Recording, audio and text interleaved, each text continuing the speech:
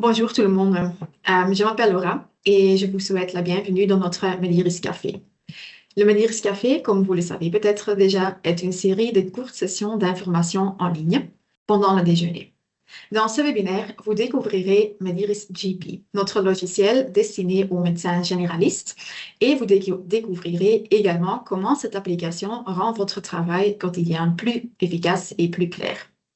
Nous vous présentons aujourd'hui ses principales fonctionnalités. Voilà, donc je passe au logiciel. Voilà, donc Mediris GP est une application en nuage. Vous avez donc uniquement besoin d'un navigateur et d'une connexion Internet. Rien ne doit être installé sur votre ordinateur.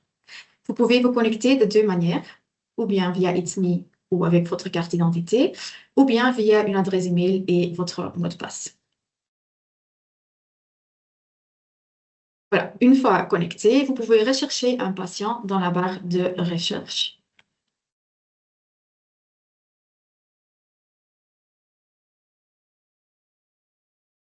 Voilà. Et quand le patient a été trouvé, vous voyez apparaître son dashboard. Celui-ci présente un résumé des différents éléments du dossier. Dans le coin supérieur gauche, vous voyez les données administratives avec le statut des différents services e-health, tels que la relation thérapeutique, le détenteur DMG, le SUMER, etc. Dans la rubrique Liens de parenté, nous affichons les patients apparentés aux patients actuels. En dessous, vous voyez les 5 dernières consultations avec les initiales de la personne qui a effectué ces consultations. Et tout en bas, vous trouverez la planification. Au milieu, se trouve l'historique avec les antécédents. Une liste des problèmes, les procédures, les facteurs de risque, excusez-moi, et les trajets de soins. En dessous se trouve le médicament actif et les paramètres. Et finalement, à droite, vous avez les rapports et les résultats de laboratoire que vous avez reçus concernant ce patient.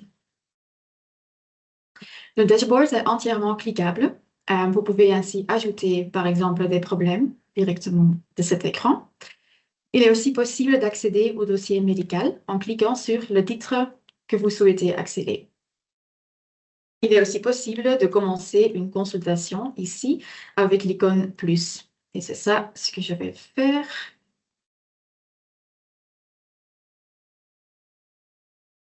Voilà, donc ça c'est la consultation. Et vous voyez ici les types de consultation.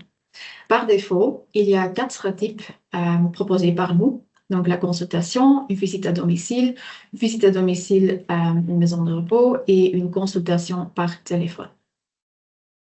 Il est aussi possible de créer vos propres types de consultation.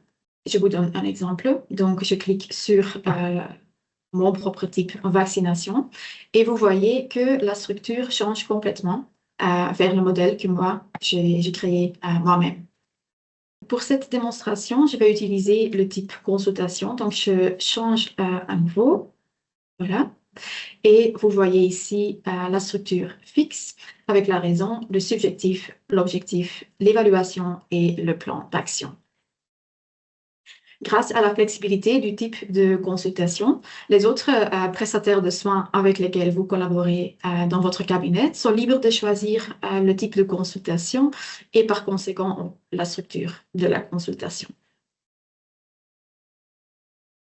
OK, je vais maintenant remplir ma consultation et je commence avec la raison. Ça peut être saisi sous forme codée ou en texte libre.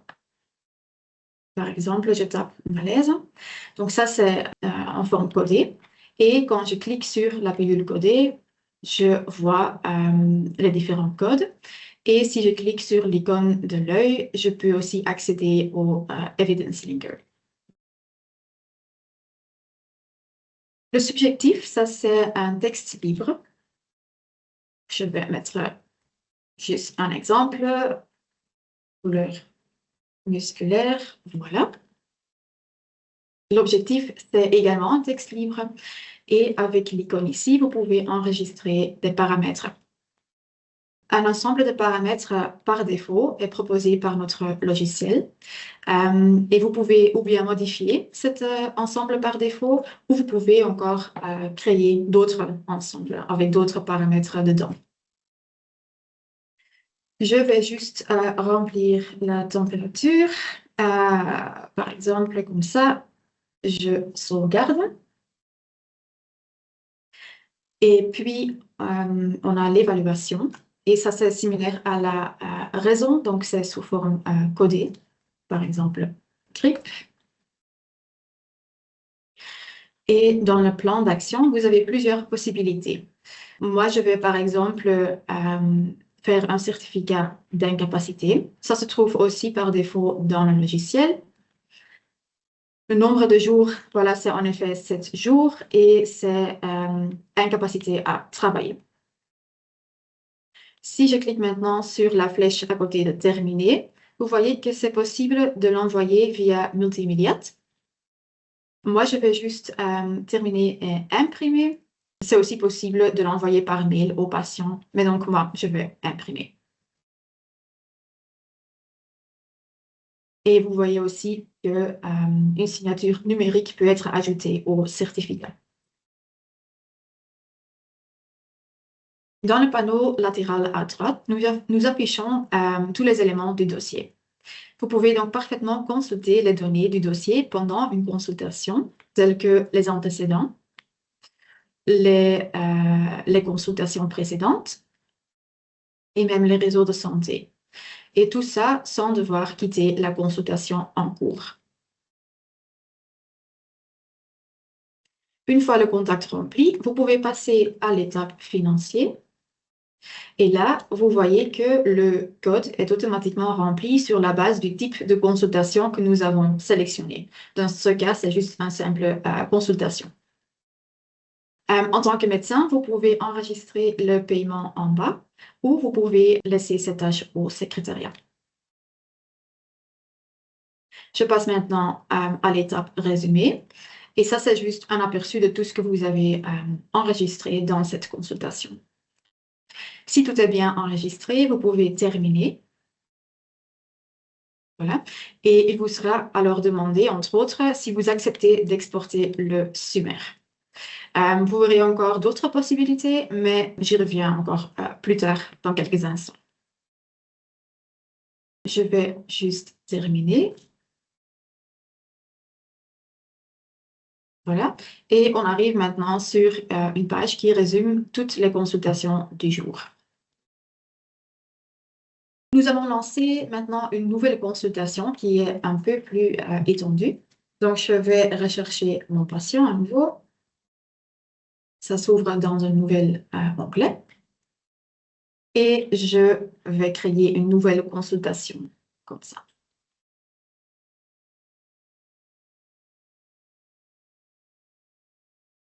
Voilà, OK.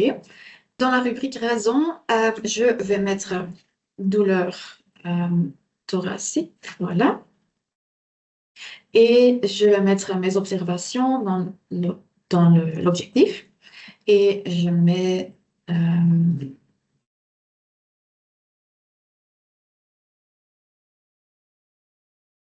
voilà. Et je note aussi quelques paramètres.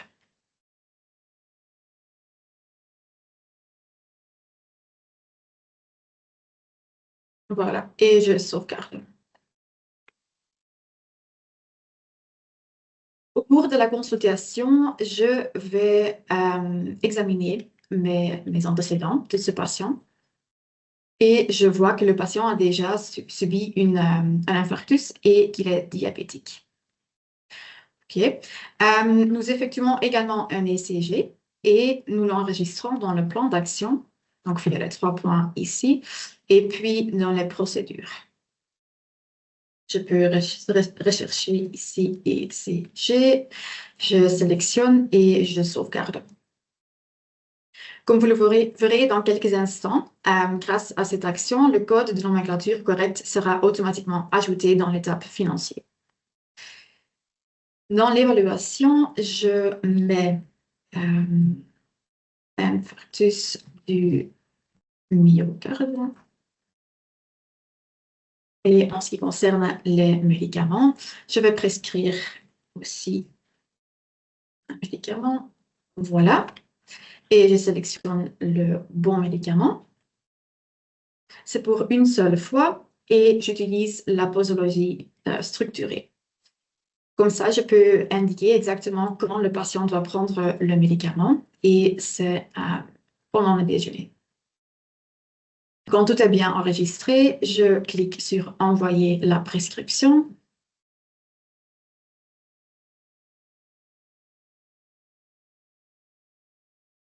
Voilà, maintenant c'est créé. Qu'est-ce que je dois faire? Je vais aussi rédiger une lettre d'envoi. Donc ça se fait aussi dans le plan d'action. Et puis, il y a référence ici. Donc, comme vous le voyez, tout est déjà rempli et vous pouvez éventuellement ajouter un destinataire.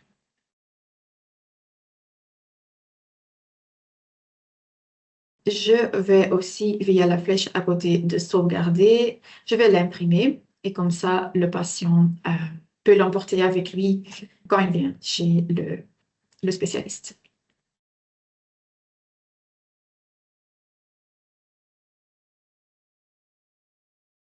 Je pense que j'ai tout enregistré ici dans l'étape contact. Je passe à l'étape annexe où je peux encore ajouter le scan de l'ECG. Donc, j'ouvre mes fichiers dans mon ordinateur et je sélectionne le bon fichier et je fais le glisser vers l'écran Mediris. Et voilà, maintenant, c'est aussi ajouté à la consultation. J'ouvre encore l'étape financier où vous voyez à nouveau que le code de nomenclature de la consultation est automatiquement ajouté et donc aussi le code pour le ECG parce qu'on l'a ajouté comme procédure. Via la flèche à côté de sauvegarder, vous pouvez aussi terminer la consultation depuis n'importe quelle étape de la consultation. Et donc, il y a quelques possibilités ici. Par exemple, envoyer la lettre par voie électronique parce qu'on a ajouté un destinataire pour la lettre d'envoi. Ça, c'est déjà activé automatiquement. Et si on va terminer comme ça, la lettre sera automatiquement envoyée à l'e-box du médecin. Il est donc aussi possible d'exporter le SUMER et aussi exporter le schéma médication vers RSW ou RSP. Voilà, à l'aide des exemples de quelques consultations, nous avons présenté dans les grandes lignes les fonctionnalités disponibles dans Mediris GP. J'espère que ça vous donne une idée claire de la manière dont Mediris GP pourrait vous aider dans votre pratique quotidienne. Je reviens vers mon PowerPoint. Voilà, ça sont nos solutions. Donc, nous avons Mediris GP Pro et Mediris GP Premium. C'est quoi la différence? Avec le Premium, vous avez accès à un agenda en ligne qui permet à vos patients de prendre rendez-vous eux-mêmes. Voilà, si vous voulez, vous pouvez bénéficier d'une période d'essai de 30 jours complètement sans engagement.